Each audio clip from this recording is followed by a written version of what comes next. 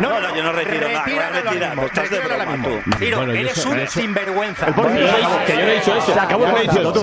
Claro, si él me está diciendo yo puedo contestar, ¿no? Oye, el tono es muy desagradable.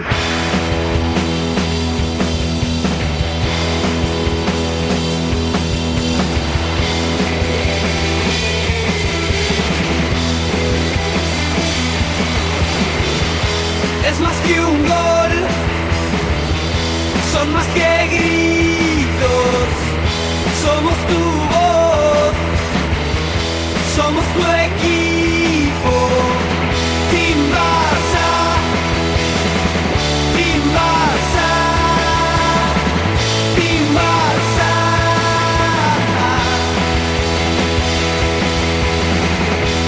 No tengas prisa, hijo de la ruina, somos Team Barça, somos tu medicina.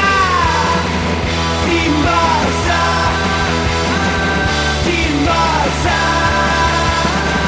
Team Barça.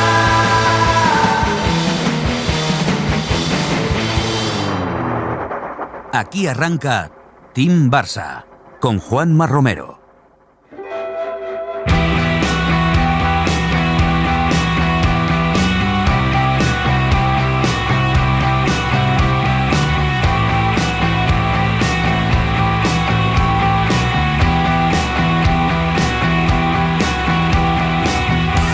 No recuerdo bien a quién le escuché esa frase, pero en noches como la de ayer me viene inevitablemente a la cabeza. La Champions es como la prueba del algodón, no engaña. Después de ganar al Celta y al Atleti, 4 goles a cada uno, el Barça visitó Stamford Bridge y la prueba del algodón, digamos, salió algo manchada. No solo por el 3-0, que ya es duro, sino por la sensación que deja el partido. Cuando el nivel sube, el Barça no se sostiene ni en juego ni en energía. Hay versiones individuales por debajo de su nivel, un colectivo que no ayuda en los momentos complicados y quizá lo más preocupante, cierta aceptación de la inferioridad cuando ves que el rival te pasa por encima. Esa resignación la temporada pasada, por ejemplo, no la tuvimos, más bien todo lo contrario. El Barça de Flick 1.0 era un equipo que se rebelaba ante las adversidades, que se plantó ante el Bayern sin complejos, después de años de golpes, y le clavó 4. Un grupo hambriento que competía en campos grandes con valentía y con fe. Uno puede pensar que aquello fue un bendito milagro, fruto de que se juntó el hambre con las ganas de comer, pero la temporada es larga y ese espíritu se mantuvo. La Cartuja, los cuartos de Champions, las semifinales, el clásico en Montjuic. La sensación era que el equipo creía siempre, pero anoche, ante el Chelsea, costaba encontrar esa fe. Y ahí aparece el gran miedo de hoy, que el Barça asuma que ahora está lejos de los grandes y se acomode en esa realidad, cuando el Barça no puede permitirse comprar esa lógica, no solo por cuestión de fútbol, sino por identidad. Todo esto choca aún más cuando recuerdas a Rafinha el día anterior diciendo que el objetivo principal debe ser ganar la Champions y que ve al equipo más maduro. Y ojo, Rafinha fue casi el único que se rebeló en Stamford Bridge. La contradicción no está en sus palabras, está en el colectivo. Si de verdad dentro se piensa así, si un capitán lo verbaliza, luego la prueba del algodón debería mostrar otra cosa. No hablo solo del resultado, hablo de intención, de energía y de cuerpo a cuerpo. Hoy 26 de noviembre la foto es clara, el Barça aparece lejos de la élite europea. La única buena noticia es precisamente esa, la fecha. Queda camino, quedan partidos para reaccionar, porque si una vez lo hicieron, y no fue hace mucho, ¿por qué dudar de que puedan volver a hacerlo? El reto para Flick y para este vestuario es volver a encender aquella chispa competitiva que les hizo creer contra cualquiera. La Champions ya ha pasado la prueba del algodón. A partir de hoy la pregunta es si el Barça quiere y puede cambiar el resultado del próximo análisis. Muy buenas, ¿qué tal? ¿Cómo estáis, amigos y amigas de Team Barça Podcast? Bienvenidos y bienvenidas a un nuevo programa, el 6x14, que llega, como veis, tras la contundente derrota del Barça ante el Chelsea en la quinta jornada de la fase liguilla de la Champions. Partido que deja una sensación extraña, rara, no tanto de cabreo como lo que pasó en Brujas, pero sí de cierta preocupación, de realidad fría y de foto clara de dónde está hoy el Barça en Europa. Y quizá por eso incomoda tanto, porque a diferencia de Brujas, aquí el rival fue mejor, te pasó por encima en casi todos los registros y el Barça dio pocas señales de rebeldía. Así que hoy toca mirarse al espejo sin dramatizar, pero sin autoengaños, a hablar de esa distancia con la élite europea, del partido en Stamford Bridge, más allá de la expulsión de Araujo, del discurso de Flick, de lo que dijeron unos y otros y de lo que realmente transmitió el equipo en el césped. Lo haremos como siempre en buena compañía, veremos si con terapia de grupo o no, con Miguel Ruiz en Barça Continental También tendremos, como no, los puntos TVP, el retrovisor y volveremos al pasado con una Barçateca muy especial junto a Javi Roldán y Eduard Molina para viajar a la temporada 95-96, la última de Cruyff en el banquillo del Barça, puro TVP, para qué engañaros. Así que ve dejando tu me gusta donde quieras que nos escuches, dale estrellitas en Spotify, porque arrancamos ya y lo hago saludando al señor Raúl Martín. Raúl, ¿cómo estamos? ¿Qué tal, Juanma? Hola a todos. Llevaba mucho tiempo sin estar por aquí en algo que no fuera el Zona Mixta, así que contento de estar de vuelta. Una pena estar en un día como hoy, ¿no? Lo decías tú ayer por el grupo de WhatsApp que tenemos con los miembros del team, que para eso estamos, ¿no? Terapia de grupo, hijos de la ruina, un poquito a lo que nos hemos venido acostumbrando en ciertos años atrás, que es a hacer piña, a tratar de analizar qué no ha salido bien, por qué el rival ha sido mejor, y yo creo que ayer es justo valorar tanto lo que nosotros hicimos mal, que fueron muchas cosas, como que enfrente había un gran rival con un gran planteamiento, con grandes jugadores y que hicieron muy bien su trabajo. Es decir, estamos ante un equipo que es actualmente campeón del mundo, que está en un buen puesto en la Premier League, que el año pasado ganó título europeo, es cierto que el tercero, pero ganó título europeo, y que por tanto es un gran rival de primer nivel. Así que a analizar lo que hemos hecho mal, pero siendo conscientes de que enfrente hubo un equipo que hizo méritos para ganar el partido. Ya me hubiera gustado a mí traer el 6-14 después del partido contra el Athletic Club, que fue un 4-0, que fue el regreso al Camp Nou, del que ya se habló. Hablamos aquí en Team Barça, en Club TVP, en Patreon, con Sergi Carmona contándome un poco lo que fue la experiencia de volver a casa. Pero es que dijimos ya en el anterior programa que queríamos regresar como nos gusta en Team Barça, ya esperando el partido contra el Chelsea, y Tony Martínez, el partido contra el Chelsea, pues no sé si era el guión que a lo mejor tú imaginabas en la cabeza, un Chelsea que lo pondría muy complicado, pero hasta este punto, ¿cómo estamos? Muy buenas, Juanma, muy buenas, Raúl, muy buenas a todos. Pues realmente es que creo que es el partido que todo el mundo tenía en mente que te podía generar el Chelsea. Yo creo que la manera de plantear el partido por parte de Hansi Flick y Dios me libre de poder poner en duda cualquier planteamiento de Flick, pero realmente creo que en Champions y con estos equipos tan potentes tenemos que intentar guardar un poquito más la línea defensiva, echar el equipo 15 metritos más atrás y empezar a intentar trabajar el equipo desde otra perspectiva, no sin esa parte tan temeraria, sin esa línea Hansi Flick, que es al final una temeridad absoluta, que con equipos de altísima calidad te pueden buscar un problema. Hay una cosa positiva de todo esto, y si quieres empezamos por ahí. Mira, Hansi Flick en rueda de prensa se refirió mucho a que él extrae cosas positivas de la derrota. ¿Cuáles son para ti? Para mí la única cosa positiva que ocurrió ayer es que ocurrió el 25 de noviembre y no ocurrió en marzo. Sí. Es lo único positivo que le encuentro. Es lo que he dicho yo en la editorial, ¿no? Que la fecha es la mejor noticia, que esto ocurre ahora. Y recordemos el noviembre pasado, que fue aquel noviembre de mierda que bautizó Hansi Flick. En este caso, digamos que el noviembre se ha extendido un poquito también al mes de octubre en el Barça, porque ya venimos con esta temporada un tanto extraña, ¿no? En cuanto a sensaciones, una de cal, otra de arena. Venimos de dos partidos, creo que buenos, del Barça ante el Celta y el Athletic Club. Pero es lo que decía yo al principio, y por ahí podemos empezar todo esto, ¿no? Europa ahora mismo te exige... Bueno, Europa, es que digo Europa, y habría que, incluso diría, matizar qué equipos. La Premier League ahora mismo posiblemente esté en un nivel... En muchos sentidos, futbolístico, físico, avance incluso en lo táctico, hay una creciente evolución de los técnicos que están en la Premier League. Se va a la Premier a casi doctorarse uno como entrenador. Lo hemos visto con Arteta en el Arsenal, que ha evolucionado increíblemente. Bueno, Enzo Maresca en el Chelsea lo está haciendo espectacular. Los dos, por cierto, alumnos, se podría decir, de Pep Guardiola en el Manchester City, que tiene una influencia enorme en todo lo que ha ocurrido en la Premier estos años. Pero es que uno ve al Arsenal, ve jugar al Chelsea, ve al Liverpool contra el Real Madrid y lo extiende un poquito a lo mejor a Bayern y PSG. Raúl, yo decía lo que estamos un poquito lejos de la élite europea, posiblemente a día de hoy, 26 de noviembre, grabando esto y publicándolo, estamos lejos de estos equipos, ¿eh? Un dato curioso, Juanma, para reflejar lo que decías, ese cambio de tendencia, sobre todo en Premier, ningún entrenador inglés ha ganado la Premier League, y creo que es una competición que tiene más de 30 años ya. Eso quiere decir que incluso la Premier, con todo lo clásico que es el fútbol inglés, se está modernizando y se está europizando, en el buen sentido de la palabra. Sí. Como bien decías tú, hay mucho más pelotero, hay mucho más análisis táctico. Y sí, a nosotros es cierto que en ciertas situaciones, en ciertos contextos, nos sigue costando. Y lo que Es cierto que en la competición doméstica somos capaces de sacar en ocasiones por talento individual, en ocasiones por la presión que supone a los equipos rivales jugar contra el FC Barcelona, que no deja de ser siempre un aliciente en motivación, pero también una presión extra. En Europa nos está costando y creo que es importante, Juanma, ser conscientes de que en 5 partidos llevamos 7 puntos, que no estamos lejos de caer en el puesto 25, que nos eliminaría de la competición. No vamos a ser pesimistas. No. Confianza plena y 100% en este equipo. Por supuesto que sí, en el cuerpo técnico. Pero que el bagaje en Champions en estos 5 partidos es malo. Y hay que ser consciente de que incluso los partidos que has ganado, como puede ser la jornada 1 contra el Newcastle, te pueden ganar o te pueden empatar y hacen méritos para sacar un resultado más positivo del que sacaron el rival, me refiero. Por tanto, creo que es un toque de atención, siendo también muy conscientes de que en la alineación tipo, esa alineación que siempre pensamos a principio de temporada, es muy probable que ayer faltaran jugadores muy importantes en nuestro 11.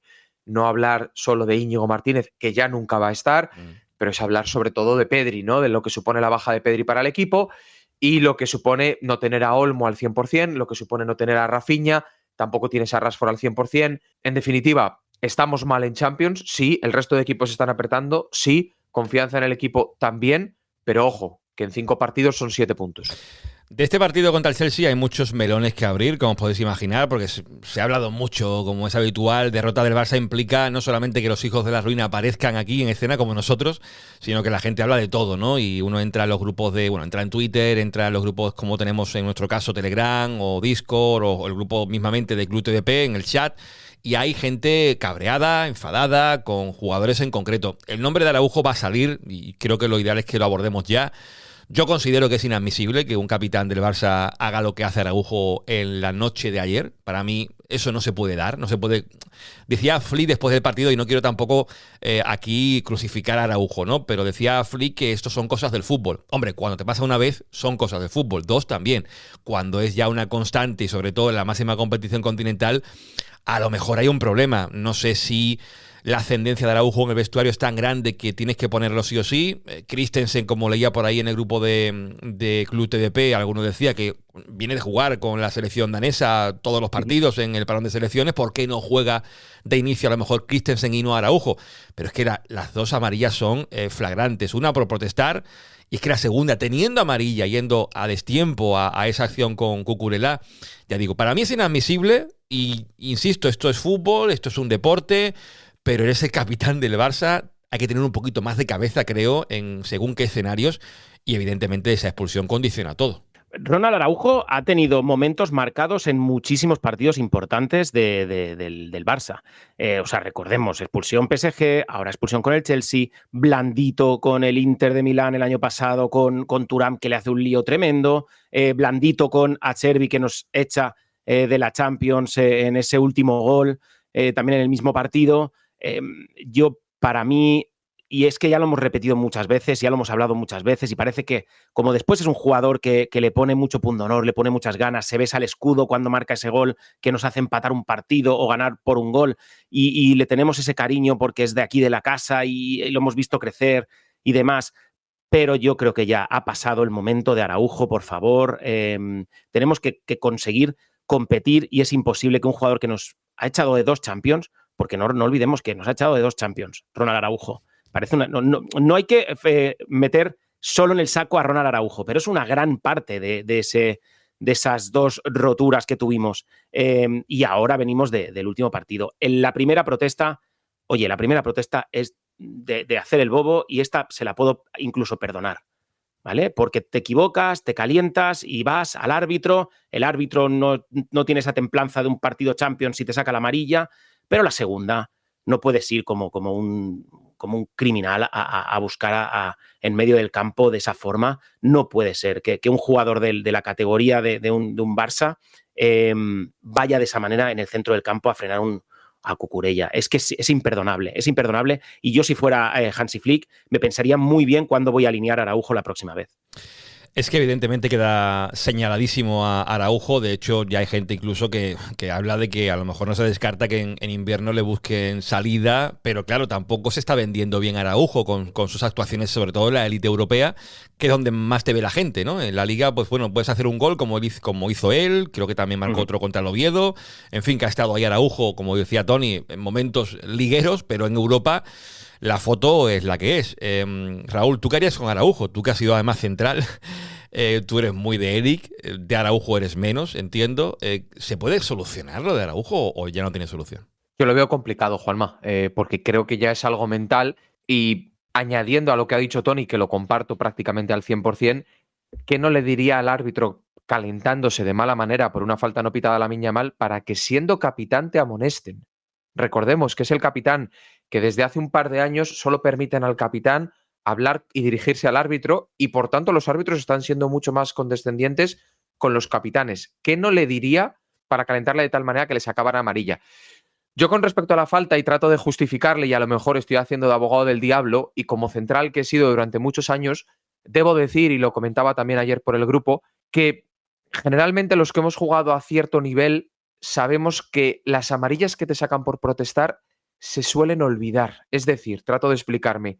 Cuando tú has pegado un zapatazo a alguien y le has volado por los aires y te han sacado amarilla, eso lo tienes muy presente para la siguiente medirte. Cuando te han sacado una amarilla por protestar, parece que se te olvida y eres propenso a hacer esa falta a destiempo, porque lo es, porque es innecesaria, que supone la segunda amarilla.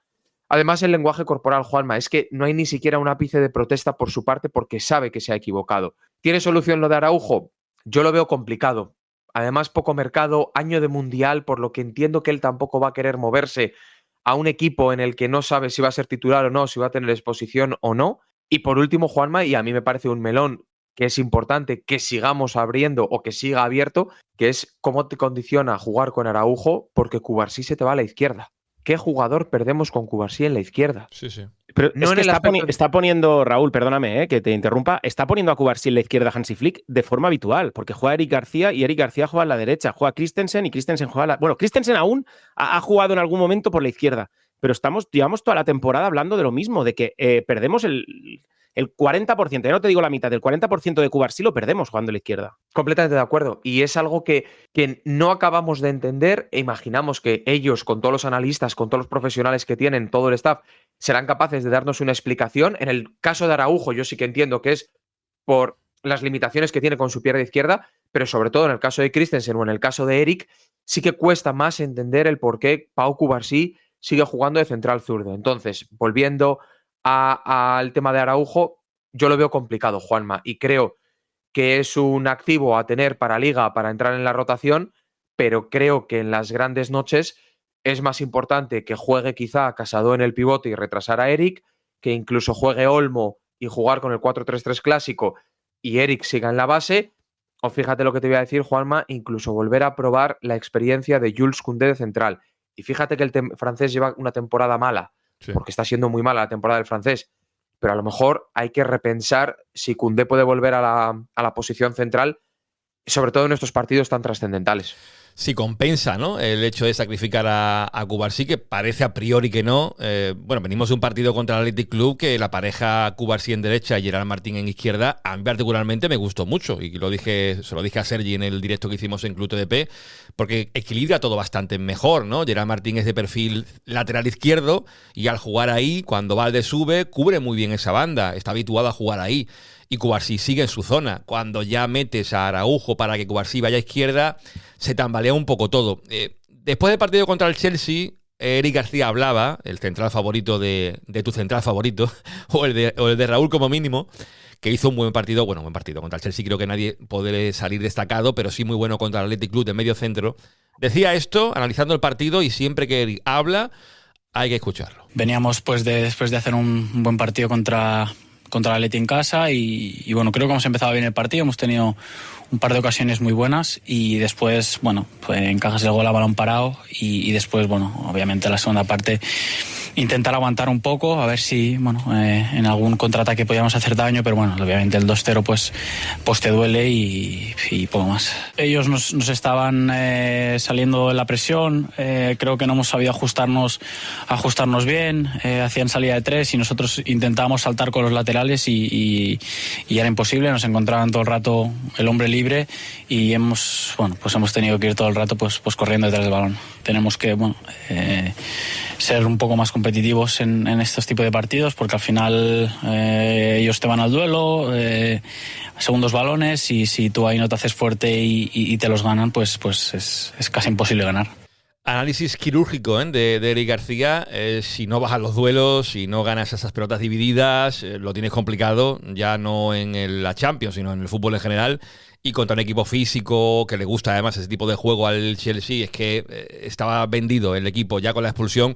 Creo que el partido entra en un terreno diferente, pero hasta la expulsión, ¿de verdad teníais sensación de que el Barça podía hacer daño? Llega la ocasión de Ferran muy pronto en el partido, ese mano a mano que, bueno, podría haberlo cambiado a lo mejor todo, marcar pronto, ponerte 0-1, obligar al Chelsea a lo mejor a otro tipo de partido. No entra, el que se adelanta es el Chelsea, jugada polémica también, ese primer gol. Yo creo que cuando trazas la línea hay un jugador en banda derecha del Barça que sí tiene el pie más atrasado, que es lo que se ve, bajo mi punto de vista, pero bueno, puedo estar equivocado. Pero, Tony, ¿tú crees que había posibilidad, esto nunca lo sabremos, de que si hubiera marcado Ferran, el resultado es otro? Es fútbol ficción, desde luego, pero la sensación en los primeros 15 minutos era de que el partido estaba ahí en el filo y podía caer de cualquier lado. No había una dominación absoluta. Te hablo de los primeros 15-20 minutos, no te hablo ni tan siquiera hasta la expulsión. A partir del minuto 18-20 cambia la dinámica del partido, el Chelsea se lanza 15 metritos más arriba y empieza a dominar el encuentro. Pero en los primeros 15-20 minutos el Barça no plantea mal el partido. Llega arriba. Tiene la ocasión de Ferran Torres, para mí es fundamental porque esa es la que te cambia el partido por completo. Si la mete, cambia el partido por completo y empieza un partido totalmente distinto. Luego el Barça tuvo algo que es que ninguno de sus tres delanteros, ni luego cuando salió Rashford tampoco, ni cuando salió Rafinha tampoco demasiado, se quedaron la pelota. Ya en los últimos minutos es muy complicado, pero no.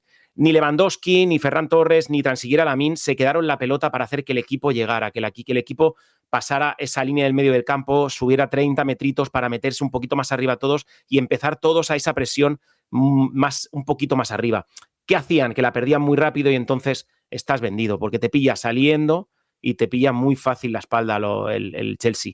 Si los primeros 15 minutos, como digo, el partido está ahí en un tris que puede ser de cualquiera, pero a partir de ahí el partido es completamente del Chelsea y ya la expulsión es el detonante definitivo de que no se podía hacer nada. Yo creo que tras el 2-0 ya hay una cierta resignación, incluso podríamos decir, en el Barça. No hay espíritu, quizás solamente se ve eso reflejado en Rafinha. Hay una rabia ahí también del brasileño cuando entra en el campo de querer ir a por todas, presionar. Hay escenas incluso de una jugada que sale solo con balón conducido, creo que es Caicedo, y está haciendo aspavientos con las manos Rafinha como diciendo ir a presionar, y es él el que va desde el extremo izquierdo a presionar al mediocentro, que es Caicedo, y le roba la pelota. Total.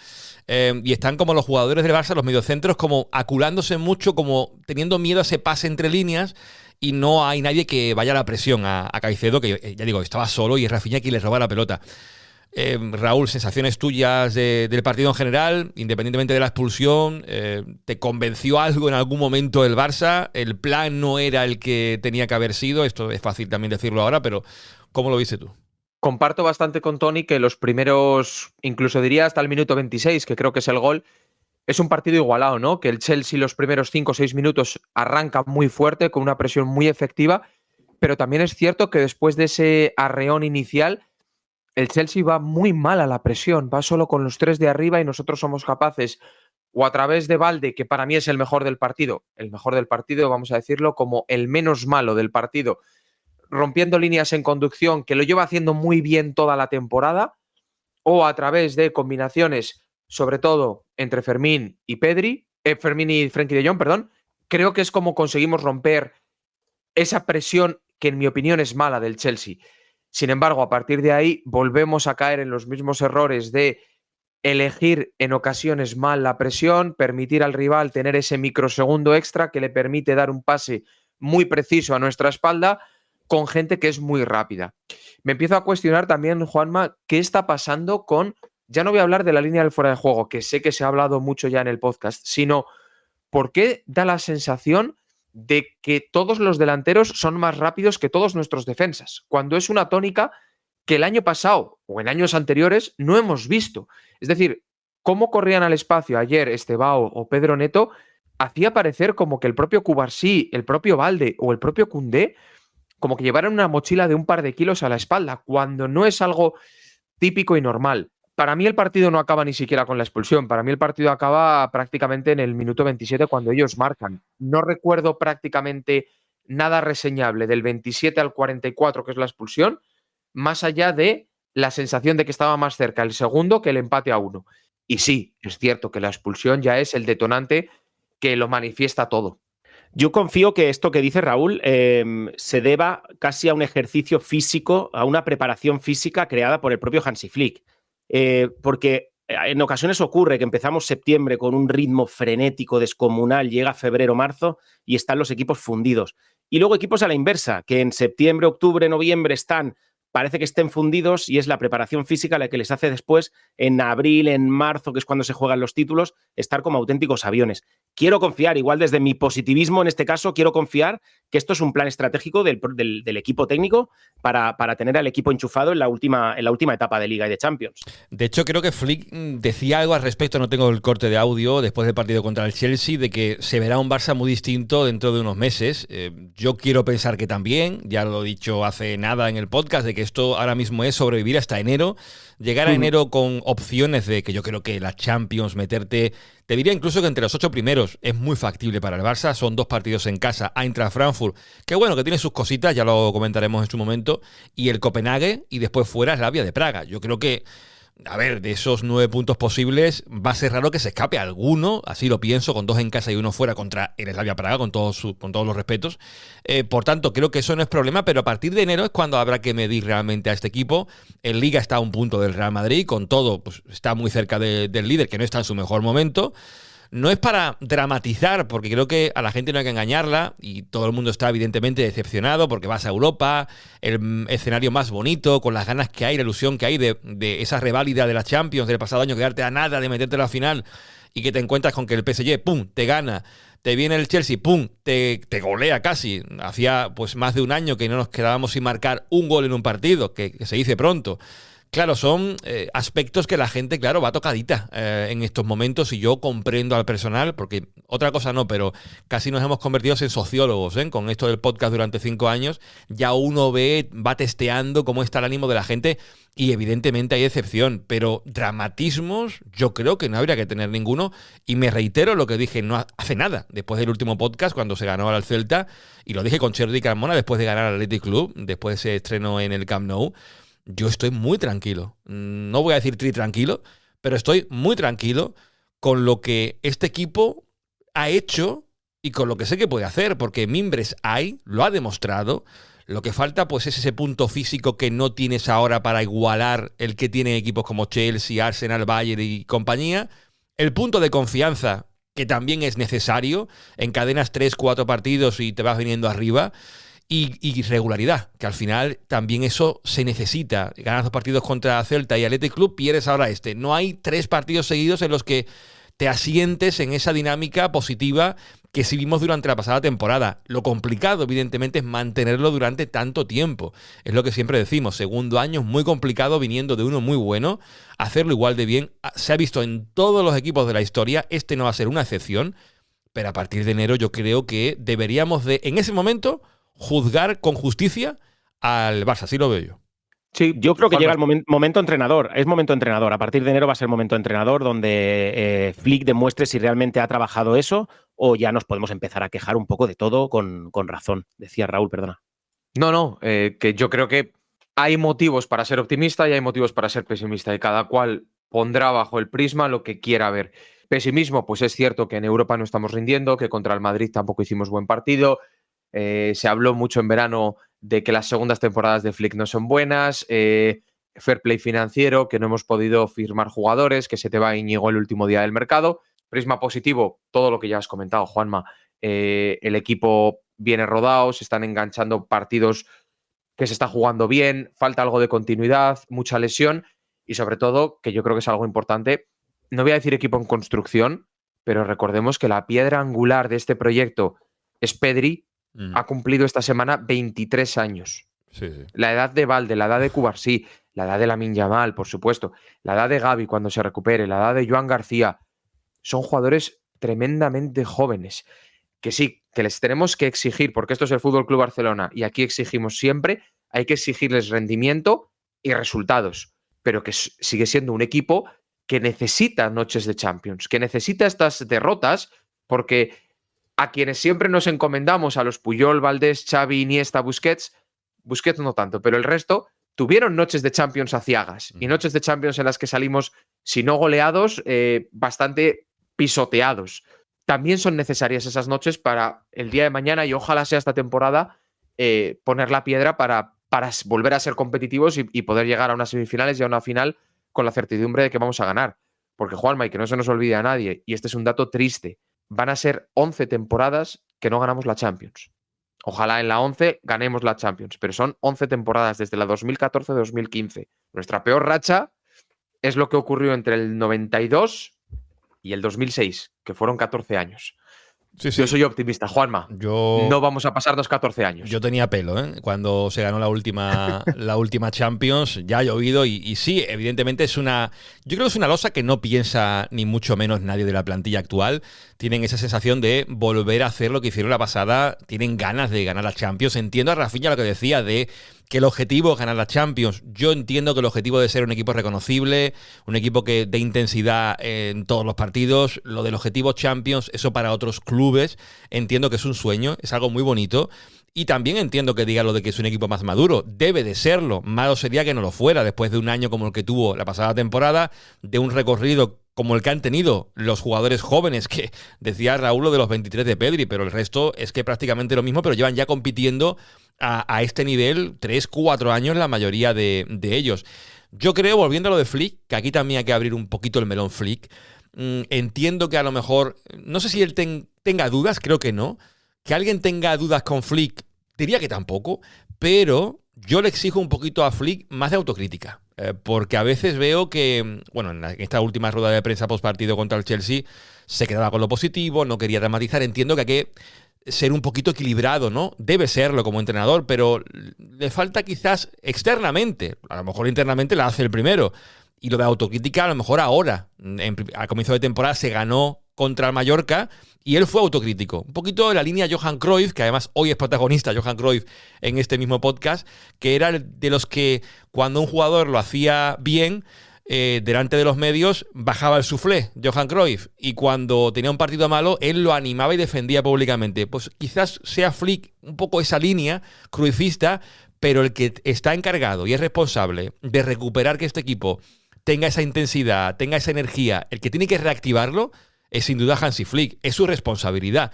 Y ahora, como decía Tony, creo que es momento de entrenador sin ninguna duda, de aquí hasta final de año, y a partir de enero, como digo, será el momento de, no de poner notas, pero sí de empezar a juzgar como se debería a este equipo. Hay muchos melones, no sé si queréis tirar con alguno en concreto, porque el de John lo podemos dejar para la parte de los puntos, que eso es un melón que tiene que abrir aquí Raúl Martín.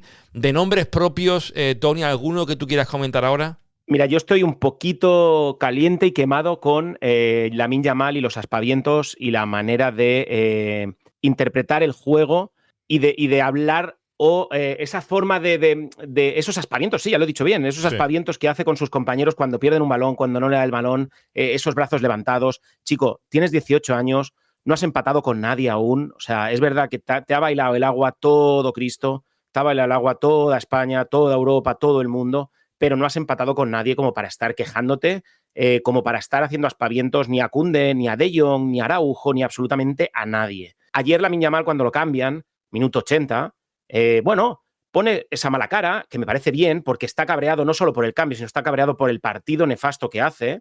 Ok, me parece bien, pero tiene que ir a Hansi Flick, darle la mano, darle un abrazo y pedirle perdón por el partido que ha hecho. Eso es lo primero que tiene que hacer Lamine Yamal, para demostrar realmente si quiere ser un futbolista trascendental y un futbolista de época en el Barça. Si no, pasará a ser pues un Vinicius de turno, un Neymar de turno, que pasará de equipo en equipo y acabaremos perdiéndolo. Realmente alguien le tiene que poner en vereda, alguien le tiene que marcar el camino de verdad a Lamine Yamal si no queremos perderlo, porque con 18 añitos se le están viendo unas costuras que no son las de un futbolista de época. Raúl, ¿quieres meter aquí baza en lo de Lamine o lo dejamos para los puntos? Como tú veas, ¿eh? No, yo simplemente digo que la opinión de Tony es compartida y que el que no sepa a lo que me refiero, que busque el vídeo más viral de Team Barça Podcast de este verano y sabrá a lo que me refiero. Sí, sí, lo podéis ver en Instagram si queréis. Lo que ahora hacemos es abrir Barça Continental, que tenemos que seguir hablando del Chelsea-Barça y bueno, y cómo se presenta la Champions de cara a los 3 partidos que quedan, si entraremos entre los 8 primeros. Bueno, nos espera por ahí Miguel Ruiz. Arranca Barça Continental.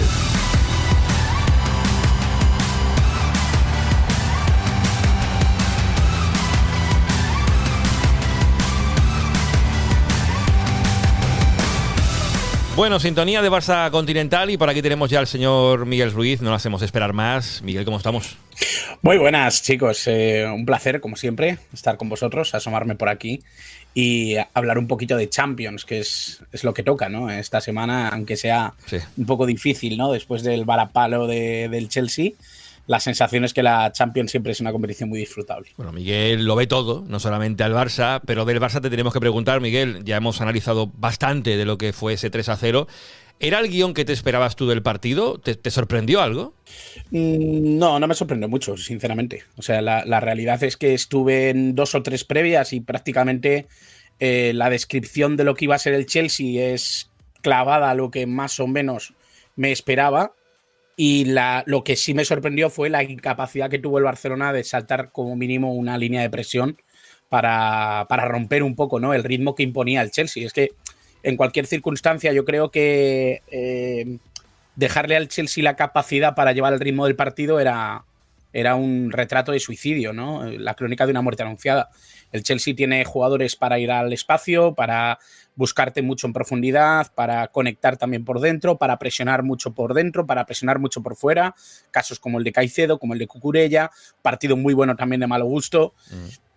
Al final, cuando tienes delante un equipo como el de Enzo Maresca con 35.000 opciones para poder configurar el partido que te apetezca en cada minuto de juego, pues es muy difícil que si no haces las cosas muy bien, pues termines muy herido. Por cierto, ¿qué 2 laterales izquierdos tiene España para el Mundial, eh? O sea, lo de Cucurella y Grimaldo ahora mismo es una cosa escandalosa, la temporada de ambos. Uno en lo ofensivo como es, bueno, también Cucurella en lo ofensivo, pero es que ahora mismo, Miguel, si tuvieras que poner a uno de los dos, sería complicado elegir cuál, ¿eh? Yo lo tengo muy claro. ¿Sí? Yo lo tengo muy claro. Sí, yo me quedo con Cucurella porque creo al final es un perfil muy interesante para la selección, pero estoy de acuerdo contigo en que fíjate, ayer no sé quién me lo decía por Twitter, ¿no? Que me tiraba algo así como la idea de ojalá alguno de estos que está brillando tanto pudiera adaptarse en banda derecha, porque nos vendría de lujo para el Mundial, porque la verdad es que en derecha no tenemos tantas posibilidades. Es verdad que está Pedro Porro también haciendo una temporada bastante buena, sobre todo en lo individual, no tanto en lo colectivo, pero sí que es verdad que hay menos opciones, ¿no?, en esa banda derecha para poder acompañar una banda izquierda con tantos nombres, ¿no?, que además había empezado muy bien la temporada, aunque ha bajado bastante Álvaro Carreras. O sea, hay muchas opciones para un mismo puesto y sobre todo con un nutrido grupo de futbolistas muy diferentes también entre ellos, que yo creo que eso también es importante. Bueno, estamos grabando esto miércoles por la tarde, día después del Chelsea-Barça y un City, por ejemplo, Leverkusen con gol de Grimaldo en esa victoria del Leverkusen ante el Manchester City, y a horas de que se empiecen otros partidos. Está el Madrid también para jugar contra Olympiacos, está ese partidazo Arsenal-Bayern de Múnich, pero centrándonos en el Barça, que es lo que nos preocupa aquí, Miguel, como comprenderás. Sí. Le quedan 3 partidos, decíamos antes, contra la Eintracht Frankfurt en casa, también contra Slavia Praga afuera y terminar contra el Copenhague en casa. ¿Tú ahí ves 9 de 9 o ves alguna complicación en algún escenario? Yo creo que la Eintracht se te puede complicar. Creo que es un equipo que te puede complicar la vida. De hecho, fíjate, no es el mejor ejemplo el Athletic Club, porque el partido que hacen creo que no es del todo bueno. He estado revisándolo esta mañana. El partido contra el Slavia Praga, pero el Slavia Praga en casa, cuidado también, ¿eh? Cuidado también. Es un equipo que se cierra mucho, es un equipo que te puede poner muchos problemas. Es verdad que no debería ser un equipo que le incomodara al Barça. Esa es la realidad. Creo que los cuatro estaremos de acuerdo en que el Barça tiene que ganar al Slavia Praga, pero es un equipo que te puede llegar a complicar, sacarte un poquito de tus casillas. Ahora bien, el que me preocupa de verdad es el Eintracht. Yo creo que el Eintracht es un equipo que sí que te puede robar puntos. No sé si dentro del contexto Camp Nou y la vuelta un poco a esa emoción, ¿no? Que yo creo que ha recuperado gran parte del barcelonismo, y los propios jugadores yo creo que se sienten mucho más cómodos en el Camp Nou que en Montjuic. Eso yo creo que les puede dar un plus, pero se tienen que hacer bien las cosas. Es que la Eintracht es un gran equipo, lo hemos hablado tú y yo en muchas ocasiones, Juanma. No es que seamos precisamente enamorados de la Eintracht, pero es que están haciendo las cosas muy bien.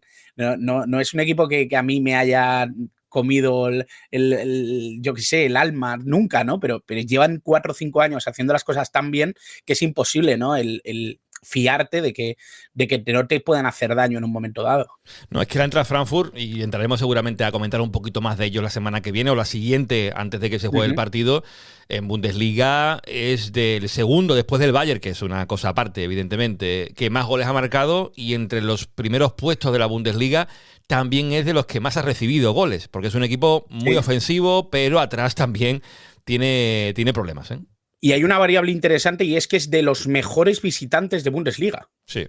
Que esto en Alemania es importante porque coger puntos fuera de casa es muy clave. Es verdad que ellos están fallando más en casa que fuera. Por lo tanto, cuidado con esto, no lo vayan a trasladar a la Champions y le vayan a dar un susto al Barça, porque realmente creo que la Eintracht es un equipo al que vigilar, sobre todo porque, bueno, es un equipo muy caótico, un equipo que guarda bien su forma de jugar o su identidad, y yo creo que contra el Barcelona pues es un equipo que incluso adaptándose a las circunstancias pues te puede dar un susto. Por lo tanto, que haga bien las cosas el Barça yo creo que es lo esencial. Yo creo que el partido de ayer también, el contexto viene precisamente de ahí. El Barça no pudo hacer su juego, no pudo por varias cuestiones, ¿de acuerdo? Porque obviamente no voy a ignorar el hecho de que Araujo la liara de nuevo. No voy a ignorarlo. No voy a ignorar que tu principal motor ofensivo, Lamine Yamal, pues esté más apagado que de costumbre, porque realmente estamos viendo un desempeño que deja dudas. He llegado justo cuando estaba haciendo el compañero el speech y no puedo estar más de acuerdo, sinceramente. O sea, creo que la realidad es que cuando Lamine Yamal está en un 5 o en un 6 es capaz de parecer un 9, porque hace cosas que te ayudan mucho en los partidos, pero cuando no lo hace, de repente te das con la pared de que realmente no está haciendo un gran partido y que no está al nivel que se espera de él. Y claro, este tipo de cuestiones al final son muchas, ¿no? Se encadena también con que Frenkie de Jong hizo un partido más que regular. O sea, yo diría que Frenkie de Jong no estuvo para nada a la altura del rol que le dieron, y eso yo creo que te lo puedes permitir contra un Chelsea en Stamford Bridge, puede ser, en los 3 que te quedan ya no, porque obviamente el Barça depende de eso para estar entre los 8 primeros. Sí, no, el tema de Jong, si ya lo ha abierto Miguel, te pregunto directamente, venga Raúl, que tú eres el hombre aquí de Frenkie de Jong. Leía por ahí un dato de Jong, que en Champions esta temporada venía perdiendo 2 balones por encuentro. Ayer perdió 5 contra el Chelsea. ¿Qué pasa con De Jong? Raúl, te lo digo directamente así. ¿Qué hacemos con De Jong? ¿Es tan preocupante? ¿Echa mucho de menos a Pedri? ¿No se puede confiar en un jugador como De Jong sin tener a su lado un sostén como el Canario o cualquier otro de mayor pedigrí, por decirlo así? A lo mejor Noelí García, que es, digamos, un central reconvertido a medio centro, porque De Jong solo, digamos, en esa posición de hombre clave en el centro del campo, está dejando claro que no es suficiente. Y estoy de acuerdo, Juanma. Siendo yo aquí el representante de Frenkie de Jong, creo que, como dice Miguel, el partido de Frenkie ayer es regular, tirando a malo. Creo que de las 5 pérdidas que dices, una causa el gol, el de Estebao. Y más allá de eso, creo, pero esto es algo que los que venimos siguiendo a Frenkie todas estas temporadas, que creo que somos todos, porque lleva ya muchos años en Can Barça, sabemos que Frenkie no puede ser el 8 del equipo, ¿no? Ese jugador Correcto. Que vaya a hacer jugar al equipo. ¿Lo puede asumir 20 minutos por partido? Por supuesto que sí. ¿Lo puede asumir en casa contra un rival del 15 hacia abajo? Posiblemente sí. ¿Lo puede asumir en los mejores partidos o en los partidos más trascendentales de la temporada? Pues probablemente no, y probablemente vaya a saber la versión que se vio ayer. No es un jugador que vaya a hacer ese rol o lo vaya a hacer de la manera en que entendemos en Can Barça, que tiene que hacerse. Por tanto, ¿echa de menos a Pedri? Sí. Y a lo mejor, Juanma, y aquí esto ya es mirar al pasado, y como dijo Lillo, que tanto te gusta decirlo, a toro pasado todo el mundo es listillo, o como sea el refrán. Después de visto, todo el mundo es listo. Eso es. A lo mejor la solución ayer era poner a Eric de central y poner a Olmo muy cerquita de Frenkie de Jong para que Frenkie siga haciendo esa posición de pivote defensivo y que sea Olmo ese 8 que haga funcionar al equipo, que mueva el balón rápido, que encuentre esa línea de pase con Fermín o incluso con Lewandowski entre Caicedo y Reece James. Potencialmente es eso, pero es que Frenkie de Jong no es un 8, no lo va a ser, y en el máximo nivel creo que no es posible que lo sea. De hecho, es algo que se vio contra el Athletic Club, si no me equivoco. Yo creo que al final sí que dio resultado, ¿no? El experimento de Dani Olmo como figura representativa de lo que había sido Pedri.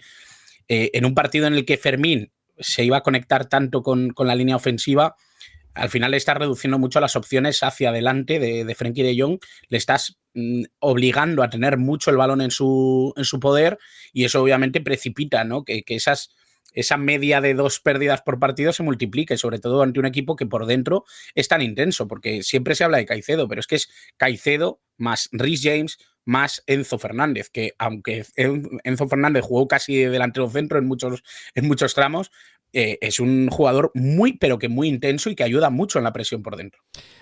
Bueno, el tema de la Champions, que ojalá el sueño no se vaya apagando en los culés y en la culerada. Miguel, te tengo que preguntar por la Champions en general, porque evidentemente hay equipos que están en un nivel ahora mismo, pues en esa élite europea que decíamos al principio, están por encima del Barça. A nivel clasificatorio, ahora mismo estamos 15º en la clasificación. Viendo los 8 primeros clasificados, que los puedo decir rápidamente, a falta de los partidos de esta noche, miércoles 26 de noviembre, Bayern, Arsenal, Inter, Dortmund, Chelsea, Manchester City, PSG y Newcastle. El Madrid está 9º.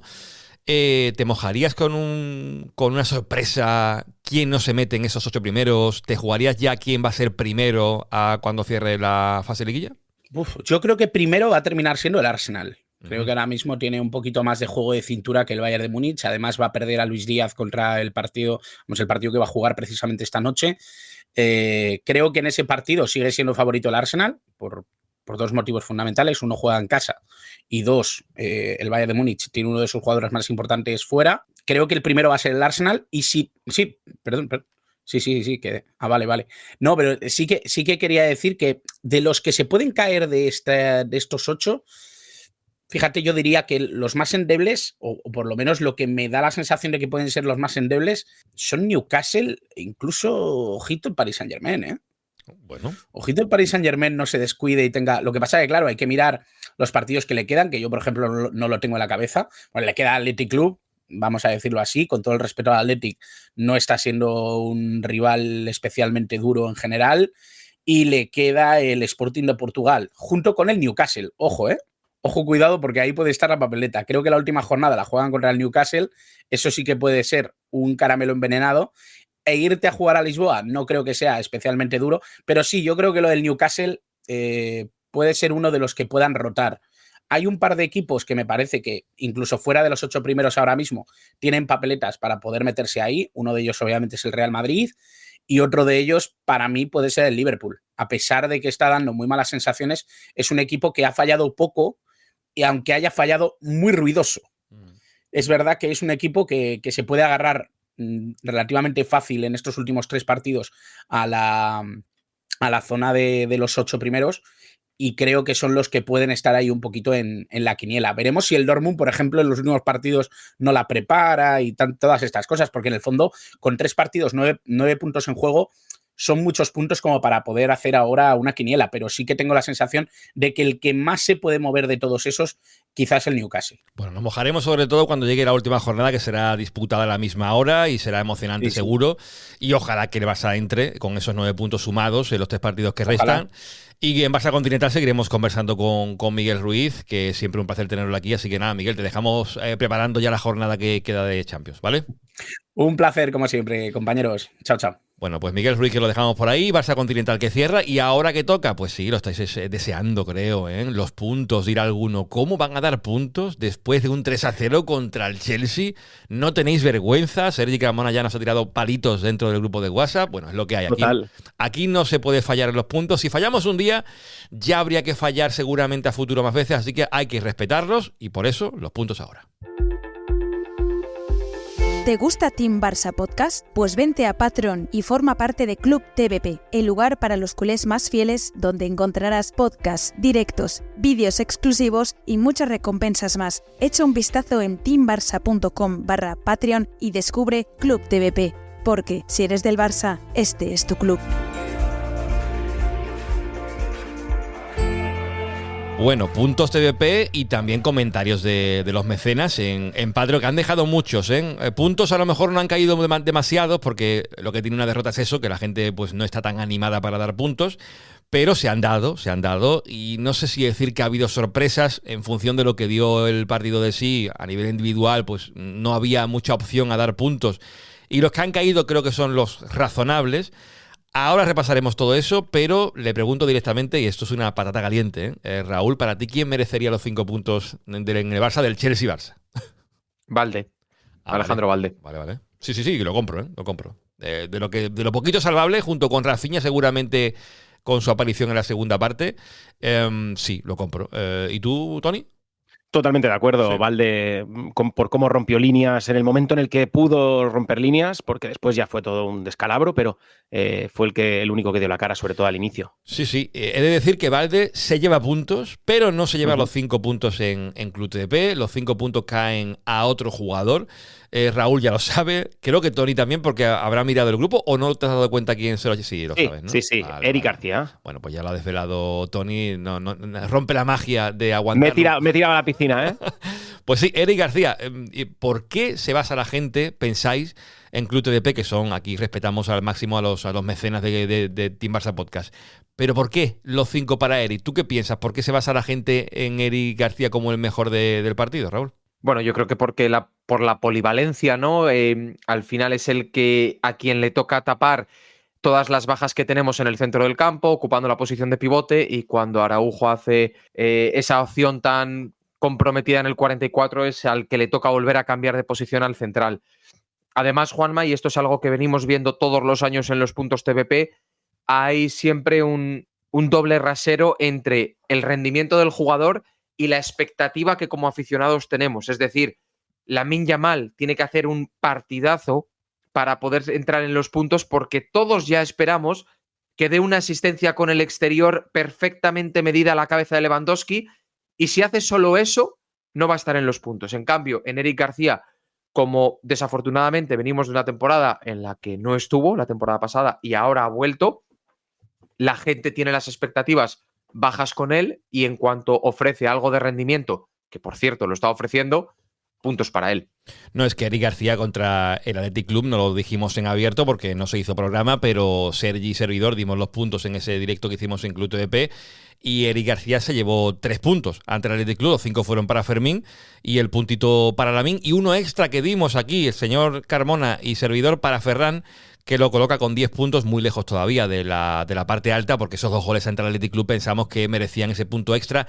Creo que ante el Chelsea no va a caer ningún punto extra para los jugadores del Barça. Si acaso, tendríamos que plantear aquí, esto es una cosa que no sé si hemos hecho antes, que creo que sí, lo del punto negativo, porque además en Club TVP he visto muchos puntos negativos, en plan ironía, en plan también un poco de cachondeo dentro del chat. Pero no sé cómo lo veis, lo de que hagamos aquí un punto negativo para alguien, que evidentemente el candidato a ese punto negativo, creo que hay poca duda sobre ello, ¿no, Tony? El ganador sería uno clarísimo, y yo, por favor, hagámoslo. Sí, lo secundas tú eso entonces, ¿no? El punto negativo. Totalmente. Bueno, el tema es que si Araujo se lleva un punto negativo, se quedaría en 0, porque lleva solamente un punto en esta temporada.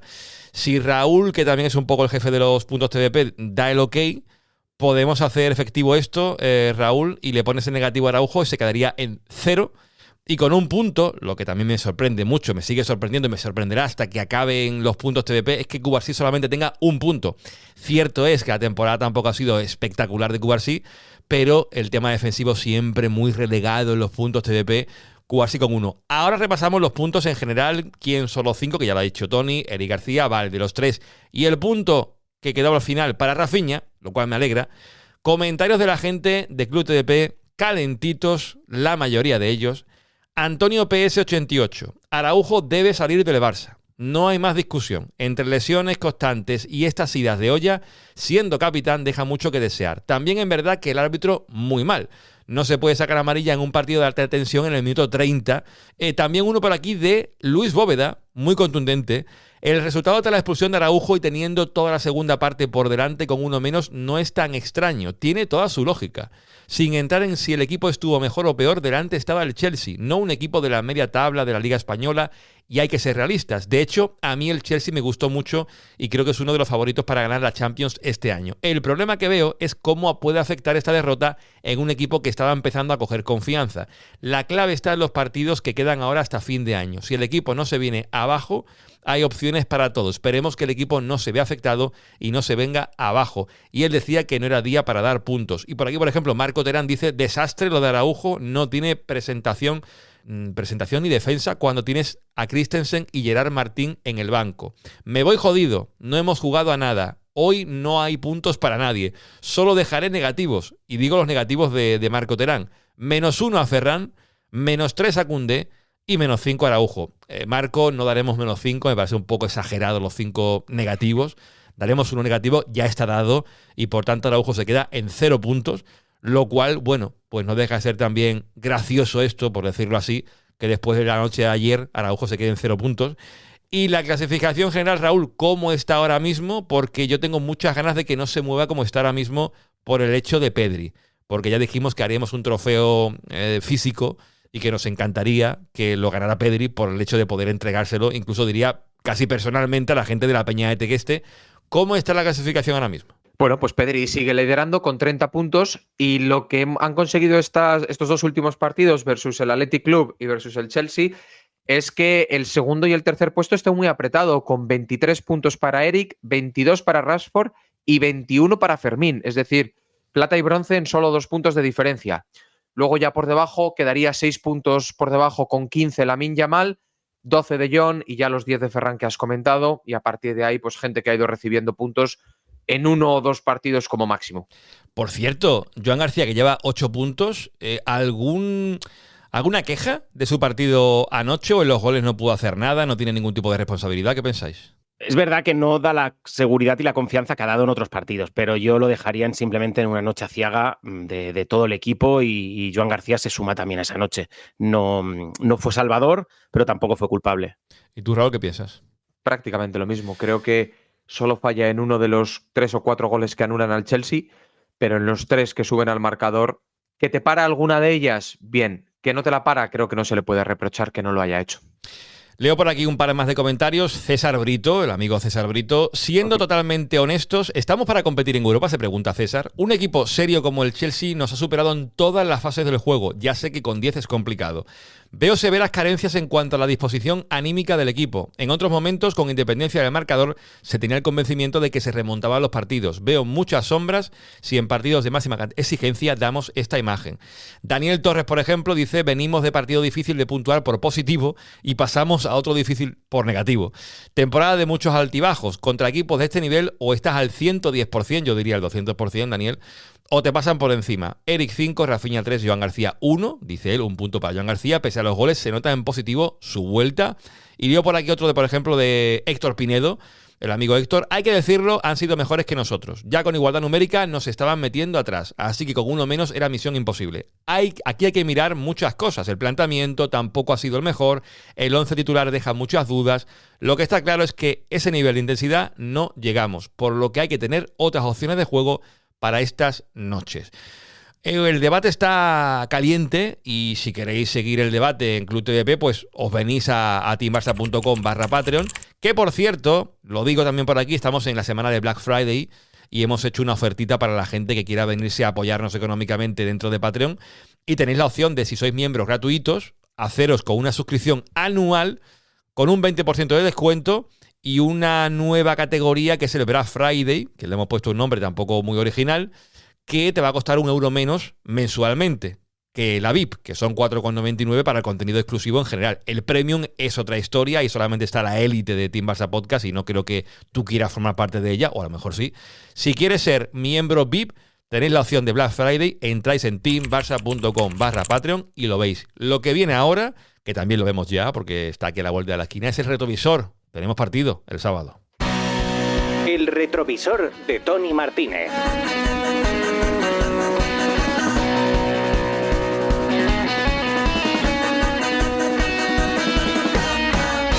Pues sí, tenemos partido. Después de un 3-0 siempre toca un poquito más de esfuerzo levantarse, pero no queda otra. Contra Alavés el sábado 4:15 de la tarde en el Camp Nou, otra vez regreso a casa. Tony, el Alavés, así de primeras, ¿qué decimos de este equipo? El Alavés del Chacho Coudet, un equipo flojo que creo que va a pagar los platos rotos de esta derrota del Barça en Londres. Alavés va el 14º en la clasificación de Liga, 3 derrotas, un empate en los últimos 5 partidos. Un poquito más que decir respecto al Alavés de inicio. Pues vamos con el dibujo. 4-4-2 clásico, es decir, te lo coge Benítez de este equipo y te lo hace jugar de la misma forma. 4-4-2, el clásico equipo de Héctor Cooper también en su momento. Joder. 2 puntas muy físicos, 2 interiores un poquito más jugones como pueden ser Arañá y puede ser Denis Suárez, pero 4-4-2 mega clásico. O sea, Héctor Cooper, ¿eh? Qué viejunos Grande, somos ya, Tony. Héctor Cooper, el pobre hombre que siempre se recordará por no ganar ni una sola final de todas las que jugó de manera consecutiva, con el Valencia y con el Mallorca. Tremendo lo de Héctor Cooper. Es el adalid del 4-4-2, es el esquema favorito. Y un gafe extraordinario. Bueno, seguimos. Puntos fuertes y débiles. Poquita cosa en cuanto a puntos fuertes, realmente jugadores muy físicos, Tenaglia es un central muy físico, tienen un muy buen portero que realmente es lo único que les puede salvar. Blanco, Ibáñez son los 2 pivotes defensivos que también son bastante físicos y tienen bastante buen pie. Yo creo que por ahí se puede intentar salvar el Alavés porque tiene una línea central importante con Lucas Boye de delantero centro, que me parece un jugador espectacular, que no está en su mejor momento, también he de decir. Y puntos débiles, los centrales, Pacheco, el lateral Youssef, me parecen jugadores que no son relevantes, no tienen el nivel de primera división y por ahí. Un poquito los laterales izquierdos de toda España están, o de toda la liga. No tenemos grandes laterales izquierdos, a pesar que la selección española sí que los tiene, pero no están jugando en España. Entonces nos estamos encontrando con Youssef, un lateral izquierdo del Alavés, que es muy flojito, muy joven y está adaptándose realmente a la élite, y Pacheco, que está jugando por la sanción de 12 meses de Facundo Garcés, el central que sí que estaba siendo titular del equipo. La estrella. Uf, qué complicado. La estrella. Me gustaría decir a Lucas Boye, pero por fetichismo puro, porque es un delantero de los que realmente me gustan, un delantero de los que se buscan la vida, que no necesitan absolutamente nada para crearte una ocasión de gol. Por lo tanto, creo que me quedo con Lucas Boye. El pronóstico de Kicktip. 5-0 en estos partidos a los que tanto le gusta jugar a Ferran Torres, a Fermín, estos partidos donde parece que son todos Balón de Oro. Bueno, pues 5-0. Uy, cómo la ha tirado ahí, ¿eh? La pullita de Tony al final, espectacular, ¿eh? Bueno, antes de cerrar y despedir a Tony y a Raúl, ha habido un pique interno que no quería dejarlo pasar, y quiero que esto se resuelva aquí en vivo y en directo en el podcast. Porque, sinvergüenza. Como bien sabéis, o si no lo sabéis, lo digo yo, tenemos un fantasy, una liga fantasy de Big Wenger dentro de descripción, por si queréis participar, ya es un poco tarde para ganar puntos y poneros arriba, donde empezamos la temporada muy, muy calientes, los que juegan a ella, que son sobre todo Tony y Raúl. Tony no se ha perdido prácticamente ningún programa, Raúl ha aparecido a cuentagotas, y Raúl, cuando sabía que iba a estar con Tony en el programa, me ha mandado una foto, y se la ha mandado también a él, de la clasificación general del fantasy, donde, como podéis intuir, Raúl está por encima de Tony. Tony, por alusiones. Bueno, llevo 3 meses mirándolo por el retrovisor y viendo que no aparecía, que no llegaba, y justo cuando aparece y se pone 4 puestos por delante mío, a muy poquitos puntos además, me manda el pantallazo de rigor y me dice que nos vamos a ver aquí un poquito para hablar del tema. No, muy bien, Raúl, muy bien. Raúl, a ver. Nada que decir, simplemente que la audiencia sepa que en nuestra liga, jugador con más puntos Mbappé, segundo Vinicius, cuarto Arda Güler, los 3 han estado en alguna jornada en los equipos de Tony. Entonces, si ya incluso poniendo a jugadores del Madrid y a los más puntuados de la liga le doy el sorpaso, Juanma, Bueno, pues ha sido una casualidad que la jornada en la que le adelanto esté aquí.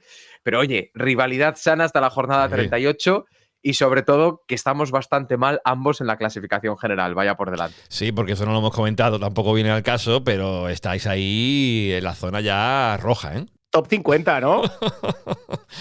Sí, yo no voy a decir cómo estoy porque no juego prácticamente al Big Wenger, juego un poquito más al Kick Tip, que tampoco estoy muy lejos de la parte alta, pero bueno, los juegos de Team Barça, si queréis, tenéis la opción de hacerlo, de jugar a ellos, y si no queréis ningún juego y queréis sobre todo pues contenido exclusivo, ya os aviso que lo que viene ahora es muy chulo y a lo mejor tiene continuidad en Club TDP, pero lo que ya no tiene continuidad en este 6x14 es Tony y Raúl, que se tienen que marchar porque tenemos que seguir con el programa y yo os deseo suerte con el Fantasy, a ver si subís posiciones, ¿vale? Muchísimas gracias. Yo necesitaba este punto de motivación para volver a engancharme, ya lo tengo. Un abrazo, Juanma, un abrazo, Tony. Chao.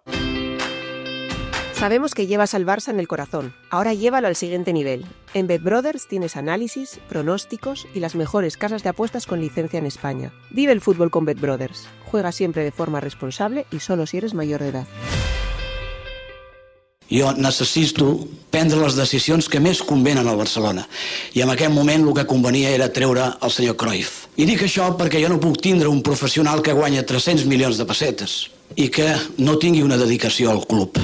No puc tindre un entrenador que guanya 300 milions de pessetes i es dediqui la setmana que ve a anar a Andorra a vendre apartaments. No, jo tinc un entrenador que guanya 300 milions de pessetes no pot anar a inaugurar bancs a Andorra.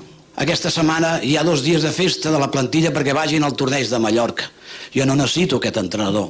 Jo necessito un entrenador amb plena dedicació, no que estigui pensant en els seus negocis. Home, ara comprenc perquè en aquests moments encara no sabem quin equip tindrà el Barcelona. I per tant, aquesta ha sigut la meva decisió. I vostè és soci que diu que la forma quan un empleat és capaç d'insultar amb un vicepresident, no hi ha forma que valgui. L'única forma és la disciplina.